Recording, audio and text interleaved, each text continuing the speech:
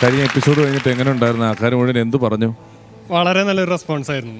വീട്ടുകാരും ബന്ധുക്കളെല്ലാവരും വിളിച്ച് വളരെ നല്ല ഒരു ഫീഡ്ബാക്ക് എനിക്ക് കിട്ടിയത്. അപ്പോൾ കുറച്ചും കൂടി ജെന്യൂൻ ആയൊരു റെസ്പോൺസ് കിട്ടണമെന്ന് എനിക്കുണ്ടായിരുന്നു. അതിന് വേണ്ടി ഞാൻ ചെയ്തത് നമ്മുടെ യൂട്യൂബ് ഉണ്ടല്ലോ, യൂട്യൂബ് ചാനലിൽ ഇത് അപ്ലോഡ് ആയപ്പോൾ ഞാൻ അതിന്റെ കമന്റ് ബോക്സ് എടുത്ത് നോക്കി.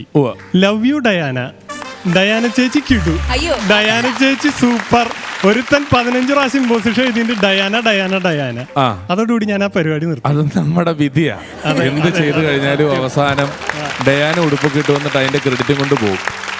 ജോ വന്ന എപ്പിസോഡിൽ ആരൊക്കെ എന്നെ ചീത്ത വിളിച്ചിട്ടുണ്ട്, നിങ്ങൾ അവിടെ പെർഫോം ചെയ്യുന്നവരുടെ ഫ്ലോ കളയുന്നു എന്നൊക്കെ പറഞ്ഞിട്ട്. അപ്പം ഞാൻ പറഞ്ഞു, ഒന്നാമത്തെ കാര്യം ഈ ഫ്ലോ എന്ന് പറയുന്നത് നമ്മളെല്ലാം കൂടി എഡിറ്റ് ചെയ്തിട്ട് നിരത്തി അങ്ങ് വെച്ചപ്പോഴാണ്.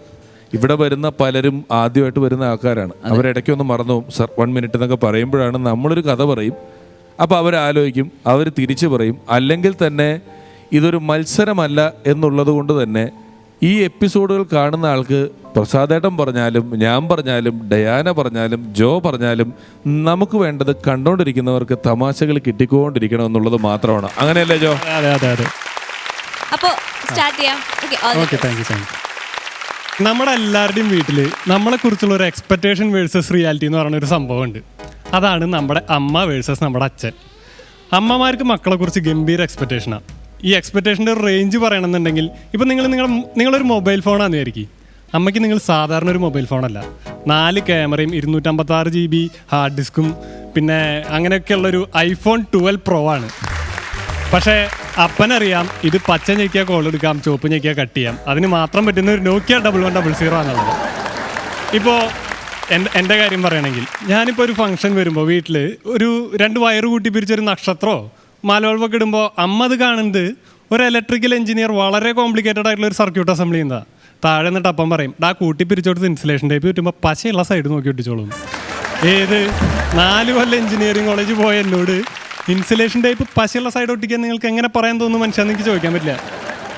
ഇതേ സംഭവം തന്നെയാണ് ഡ്രൈവിങ്ങിൻ്റെ കാര്യത്തിലായാലും. ഇപ്പം ഞാൻ ഡ്രൈവ് ചെയ്യണ സമയത്ത് എൻ്റെ ലെഫ്റ്റ് സൈഡിലിരിക്കുന്ന അമ്മയാണെങ്കിൽ അമ്മയ്ക്ക് ഒരു ടെൻഷനും ഇല്ല. ഞങ്ങൾ ലോകോത്തര കാര്യങ്ങളെല്ലാം സംസാരിക്കും. അതായത് ഗ്യാസ് ഓഫ് ചെയ്യാൻ പറഞ്ഞു എന്നാ തോന്നണേ, വെള്ളം തുറന്നിട്ടിട്ട് പോകുന്നുള്ള അത്തരം കാര്യങ്ങളെല്ലാം ഞങ്ങളിരുന്ന് ഡിസ്കസ് ചെയ്യും. യാതൊരു ടെൻഷനും ഇല്ല. അമ്മയുടെ ധാരണയിൽ ലോകത്തെ ഏറ്റവും ബെസ്റ്റ് ഡ്രൈവറാണ് വണ്ടി ഓടിച്ചുകൊണ്ടിരിക്കുന്നത്. പക്ഷേ ഇതേ സംഭവം തന്നെ പപ്പയായി കഴിയുമ്പോൾ മാറി. കാറ് കളരിയായി, ആള് കളരിയാശാനായി, ഞാൻ ശിഷ്യനായി. ഇടത് വെട്ടി വലത് വെട്ടി വലിഞ്ഞമർന്ന് നിവർന്ന് ഈ സാധനം ക്ലച്ചിലൂന്നി ഗിയർ ഡൗൺ ചെയ്തിടാ. ഹൈവേയിൽ ഇത്ര സ്പീഡിൻ്റെ ആവശ്യമില്ല, ബ്രേക്ക് നോക്കിക്കഴിഞ്ഞാൽ ആൾ ഇത് അപ്പുറത്തിരുന്ന് ചവിട്ടുന്നത് നമുക്ക് കാണാൻ പറ്റും. അപ്പോൾ ഈ കഴിഞ്ഞ ദിവസം എൻ്റെ അടുത്ത് എൻ്റെ പപ്പ വന്നിട്ട് പറഞ്ഞു, എടാ എന്താ നിൻ്റെ ഉദ്ദേശം? പ്രായം കുറേ ആയില്ലേ, പെണ്ണ് കെട്ടണതിനെ കുറിച്ചുള്ള ആലോചന ഒന്നും ഇല്ലേ? നീ ഒരു പ്രൊഫൈൽ ഉണ്ടാക്കിയ മാട്രിമോണി സൈറ്റിൽ വല്ലതും ഇട്ട് നോക്കുന്നു, എനിക്ക് വല്ല പെണ്ണ് കിട്ടണമെങ്കിൽ നമുക്ക് കെട്ടിക്കാമെന്ന് പറഞ്ഞു. ഞാൻ ആദ്യം ചിന്തിച്ചത് എന്തുകൊണ്ട് എൻ്റെ അമ്മ ഇതെൻ്റെ അടുത്ത് പറഞ്ഞില്ല എന്നുള്ളതാണ്. പിന്നെ ആലോചിച്ചപ്പോൾ എനിക്ക് കിട്ടി. എന്താണെന്ന് വെച്ച് കഴിഞ്ഞാൽ അമ്മയുടെ ധാരണയിൽ എക്സ്പെക്ടേഷൻ ലെവൽ iPhone 12 Pro ആണല്ലോ. അമ്മയുടെ ധാരണയിൽ എനിക്കൊരു 4 ഗേൾ ഫ്രണ്ടും 2 ബ്രേക്കപ്പും കഴിഞ്ഞിരിക്കുന്നതാണ് അമ്മയുടെ വിചാരം. പക്ഷേ റിയാലിറ്റി അറിയുന്നത് അപ്പനാണ്. വിവാഹ കമ്പോളത്തിൽ എനിക്ക് എന്ത് ഡിമാൻഡ് ഉണ്ട് എന്നറിയാനുള്ള ഒരു ആകാംക്ഷ എനിക്കുണ്ടായിരുന്നു. അതുകൊണ്ട് തന്നെ ഞാൻ ഒരു പ്രൊഫൈൽ ഉണ്ടാക്കിയിടാൻ തീരുമാനിച്ചു. ഒരു കിടിലം പ്രൊഫൈൽ ഉണ്ടാക്കി ഞാൻ OLX ഇട്ടു. സോറി, OLX-ലല്ല, മാട്രിമോണി സൈറ്റിലിട്ടു. മാട്രിമോണി സൈറ്റിലിട്ട് അപ്പം തന്നെ എനിക്ക് അവരുടെ മെസ്സേജ് വന്നു, welcome John, we have some premium match for you. തിരിച്ച് അങ്ങോട്ട് ഒരാൾക്ക് റിക്വസ്റ്റ് ഒന്നും അയച്ചില്ല. നമുക്ക് വരുമല്ലോ, പിന്നെ നമ്മൾ എന്ത് കാര്യത്തിന് അങ്ങോട്ട് ചെല്ലണം എന്നുള്ള ധാരണയിൽ ഞാനായിരുന്നു. ആഴ്ച 1 കഴിഞ്ഞു, 2 കഴിഞ്ഞു, 3 കഴിഞ്ഞു. ഈ വെൽക്കം മെസ്സേജ് അല്ലാതെ വേറെ ഒന്നും വന്നിട്ടില്ല. എന്തോ പന്തികേടുണ്ടെന്ന് തോന്നി എനിക്ക്. ഓഫ് കോഴ്സ് ഇത് വേറൊന്നും വലിയ ടെക്നിക്കൽ എറർ ആയിരിക്കുള്ളൂ. ഞാൻ അപ്പം തന്നെ അവരുടെ ഓഫീസിലേക്ക് വിളിച്ചു, ഈ മാട്രിമോണി സൈറ്റിൻ്റെ ഓഫീസിലേക്ക് വിളിച്ചു പറഞ്ഞു, നിങ്ങളുടെ ആപ്പ് വർക്ക് ചെയ്യില്ല എന്ന് പറഞ്ഞു. അപ്പോൾ എന്ത് പറ്റി സാർ എന്ന് ചോദിച്ചു. അപ്പോൾ അല്ല സോറി, നിങ്ങളുടെ മൊബൈൽ ആപ്പ് വർക്ക് ചെയ്യില്ല. അല്ല എന്താണ് സാർ ഇഷ്യൂ എന്താണെന്ന് ചോദിച്ചു. ഞാൻ പറഞ്ഞു, നിങ്ങളുടെ ഇതിൽ ആപ്പിൽ എൻ്റെ പ്രൊഫൈൽ വിസിറ്റ് ചെയ്തവരുടെ എണ്ണം 0 ആണ് കാണിക്കണേന്ന് പറഞ്ഞു. ഇൻട്രസ്റ്റ് പോസ്റ്റ് ചെയ്തവരല്ല, പ്രൊഫൈൽ വിസിറ്റ് ചെയ്തവരുടെ എണ്ണം 0 ആണ് കാണിക്കുന്നത്. നോക്കട്ടെ സാർ 1 മിനിറ്റ് എന്ന് പറഞ്ഞു. നോക്കി അധികം സമയം എടുത്തില്ല. അവർ പറഞ്ഞു, ഇല്ല സാറിൻ്റെ പ്രൊഫൈൽ ആരും വിസിറ്റ് ചെയ്തിട്ടില്ല.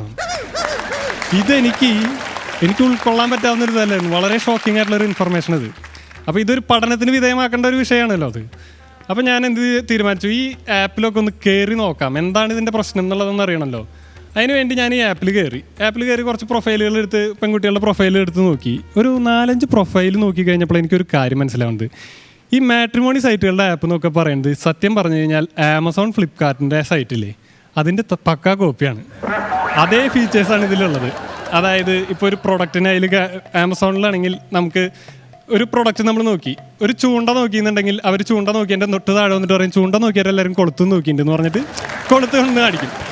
ഇതേ സംഭവം ഈ മാട്രിമോണി സൈറ്റിലുണ്ട്. ഇപ്പോൾ ഒരു MBBS കാരിനെ നോക്കിക്കഴിഞ്ഞാൽ അവർ നേരെ താഴത്തെ ഒരു പടം കൊണ്ട് കാണിച്ചിട്ട് പറയും MBBS കാരിയെ നോക്കിയിട്ട് എല്ലാവരും BDS കാരിനെ നോക്കിയിട്ടുണ്ടെന്ന് പറഞ്ഞിട്ട് അത് കൊണ്ട് കാണിക്കും. ഇതുപോലെ തന്നെ ഇവർക്ക് പ്രൊഡക്റ്റിൻ്റെ ഫീച്ചേഴ്സ് ഉണ്ട്. പ്രൊഡക്റ്റ് ഫീച്ചേഴ്സ് അതായത് ഈ പ്രൊഡക്റ്റിൻ്റെ ഗുണഗണങ്ങൾ അത് ഈ സൈറ്റിലും ഉണ്ട്. Height, weight, colour. പക്ഷേ ഒരു വ്യത്യാസമുള്ളൂ, നമ്മുടെ ഈ മാട്രിമോണി സൈറ്റുകളിൽ പ്രൊഡക്റ്റ് റിവ്യൂ എഴുതാനുള്ള ഒരു ഓപ്ഷൻ ഇല്ല.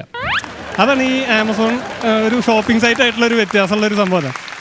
ഞാൻ പറയണമെങ്കിൽ സത്യം പറഞ്ഞാൽ ആ ഒരു ഓപ്ഷനും കൂടി വെക്കണം. അതും കൂടി വെച്ച് കഴിഞ്ഞാൽ നമുക്ക് വളരെ രസകരമായ ഇതുകൾ കിട്ടും. അതെ, ഓരോരുത്തർക്കും അവനവന്റെ ഭാര്യയ്ക്ക് എത്ര സ്റ്റാർ കൊടുക്കാന്നുള്ളത് കൃത്യമായിട്ടിട്ട് കൊടുക്കാനായിട്ട് പറ്റുമോ? സൂപ്പറായിട്ട് ചെയ്യാൻ പറ്റും.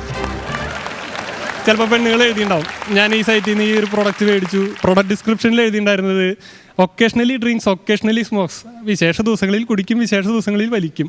ഇവനെ എല്ലാ ദിവസവും ഒക്കേഷൻ എന്നുള്ളത് ഇതിൽ എഴുതിയിട്ടുണ്ടായിരുന്നില്ല. I want a refund. എന്തായാലും കുറേ പ്രൊഫൈലുകൾ കയറി ഇറങ്ങിയതിൽ നിന്ന് എനിക്കൊരു കാര്യം മനസ്സിലായി. എനിക്ക് എൻ്റെ പ്രൊഫൈൽ ആരും വിസിറ്റ് ചെയ്യാത്തതിൻ്റെ കാര്യം എനിക്ക് മനസ്സിലായി.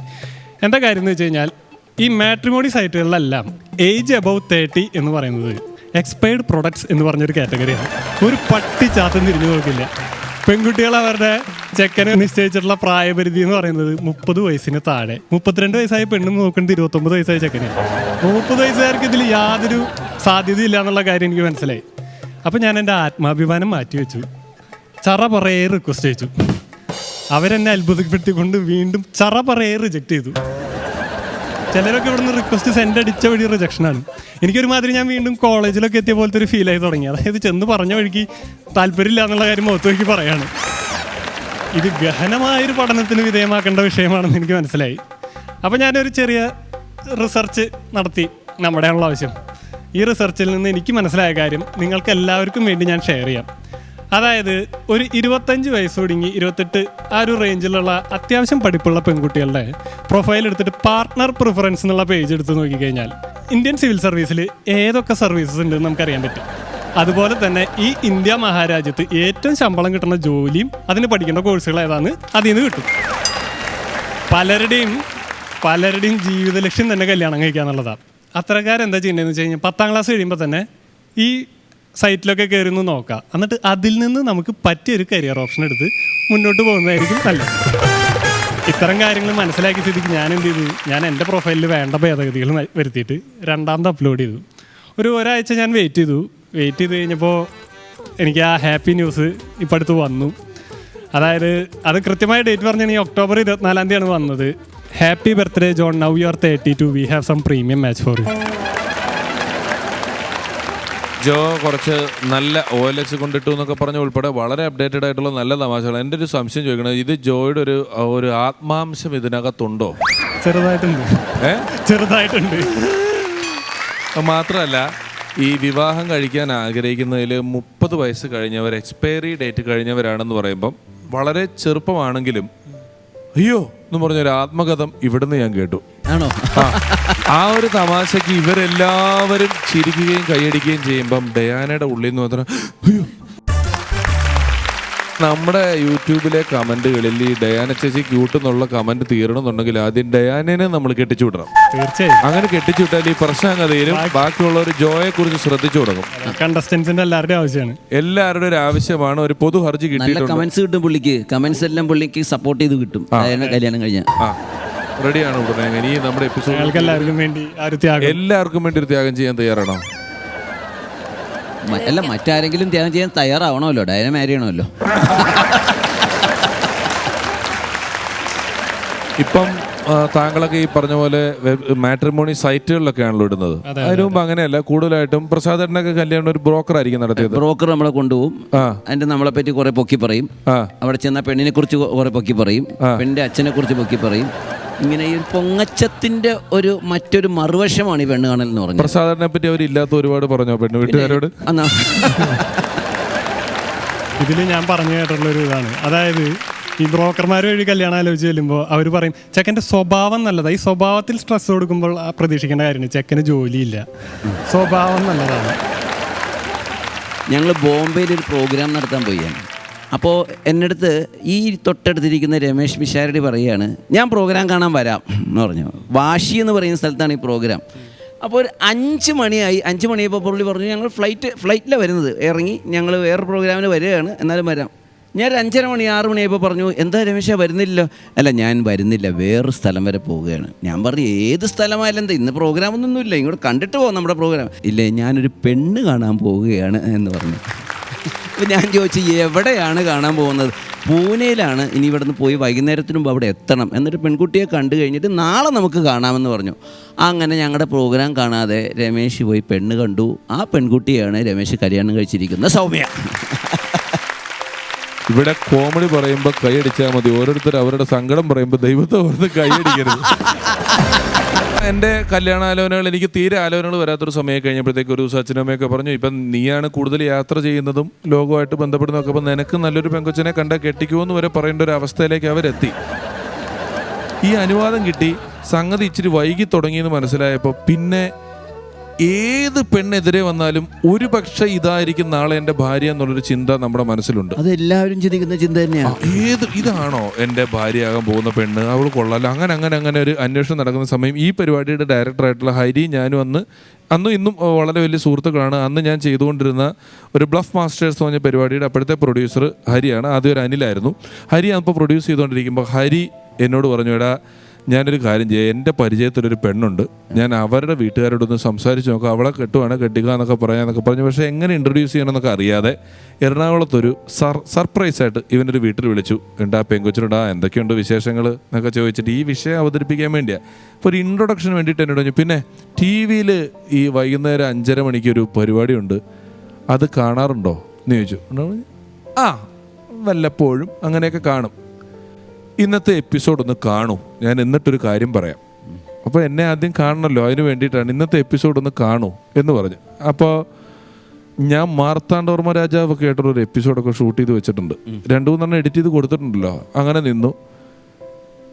എൻ്റെ കഷ്ടകാലത്തിന് അന്ന് ഞാൻ കുട്ടൂസനും ധർമ്മജൻ്റെ ആഗ്നിയായിട്ടുള്ള വേഷത്തിലുള്ള എപ്പിസോഡാണ് നിൽക്കുന്നത്. ഈ എപ്പിസോഡ് തുടങ്ങി ഒരു 10 മിനിറ്റ് ആയപ്പോൾ ഹരി ഈ പെണ്ണിൻ്റെ വീട്ടിലേക്ക് വിളിച്ചു. ഈ പെണ്ണ് ഫോൺ എടുത്തു.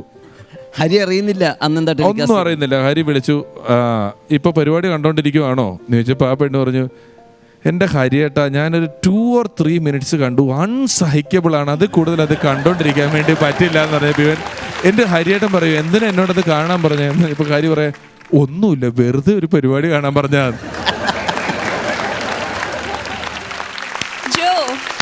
നല്ല പെർഫോമൻസ് ആയിരുന്നു. നമ്മളെ ഒരു ട്രൂപ്പിൻ്റെ പോസ്റ്റ് അടിച്ച് എല്ലാ ഏജൻസിനും ഇത് അയച്ചു കൊടുക്കും. അപ്പോൾ ആദ്യത്തെ വർഷം എല്ലാവരും പ്രോഗ്രാം തരും, കാരണം ഇവരെങ്ങനെയുണ്ട് എന്ന് അറിയാൻ വേണ്ടി. 2ാമത്തെ വർഷവും നമുക്ക് പ്രോഗ്രാം കിട്ടിയാൽ മാത്രമേ നമ്മുടെ പ്രോഗ്രാം നല്ലത് എന്ന് നമുക്ക് ഉറപ്പിക്കാൻ പറ്റുള്ളൂ. ഇവിടെ ഞാൻ വന്നപ്പോഴറിയുന്നത് ജോ ഇന്ന് 2ാമത്തെ പ്രാവശ്യമാണ് വന്നിരിക്കുന്നതാണ്. അതാണ് ജോയ്ക്ക് കിട്ടിയിരിക്കുന്ന ഏറ്റവും വലിയ പ്ലസ് പോയിന്റ്.